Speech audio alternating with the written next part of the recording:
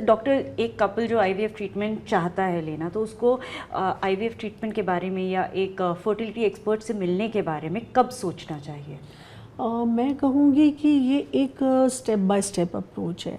तो सबसे पहले जो मुझे ऐसा लगता है, जैसे हम अपने हॉस्पिटल के हमारे जो आईवीएफ सेंटर्स हैं उनका हम की परफॉर्मेंस इंडिकेटर जो मानते हैं, कुछ एरियाज़ हैं, तो सबसे इम्पॉर्टेंट मैं ये देखती हूँ कि जो कपल हमारे पास आ रहा है, इट इज़ नॉट कि आईवीएफ सेंटर है तो हम सीधा आईवीएफ एडवाइस करेंगे उसको। तो पहले अगर कपल अप्रोच करता है, अगर उन्होंने कोई ट्रीटमेंट नहीं लिया है, तो सबसे पहले काउंसलिंग करेंगे, उनको समझाएंगे कि आपको फर्टिलिटी पीरियड मालूम है कि नहीं, कि कब कंसीव करना चाहिए।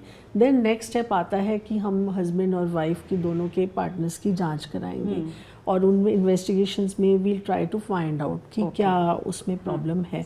अगर लगता है कि कोई मेजर प्रॉब्लम नहीं है तो कुछ समय के लिए उनको बोलेंगे कि आप अपने आप कोशिश करें विद सम फ्यू मेडिसिन्स या कोई सप्लीमेंट दे सकते हैं, एंड टू टेल देम कि आप बिना ये सोचे कि हमारा टारगेट है प्रेगनेंसी करना, आप अपना नेचुरल ट्राई करें। एंड फिर भी अगर 6 मंथ्स तक वो नहीं कंसीव कर पाते, then the next step comes, जिसमें फिर हम उनको कुछ जैसे एग बनाने की टैबलेट देंगे, फिर फॉलिकुलर स्टडी करके देखें कि कौन सा समय है जिसमें उनको राइट टाइम है कांटेक्ट करने का।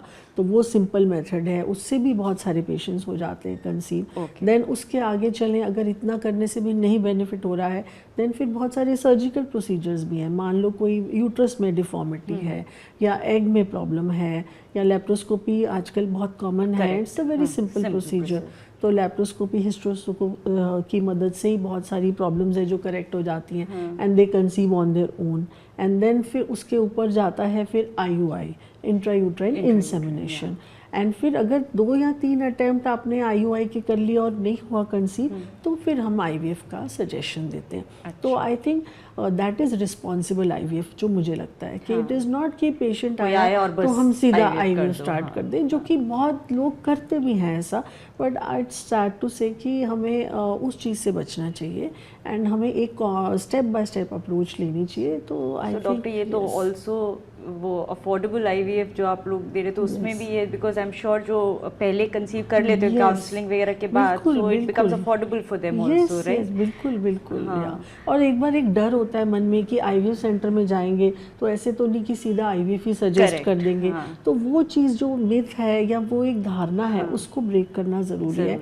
And we as doctors, it's our responsibility कि हम इस चीज़ को रिस्पॉन्सिबली करें, तो ये बहुत बेटर हो जाती है जर्नी।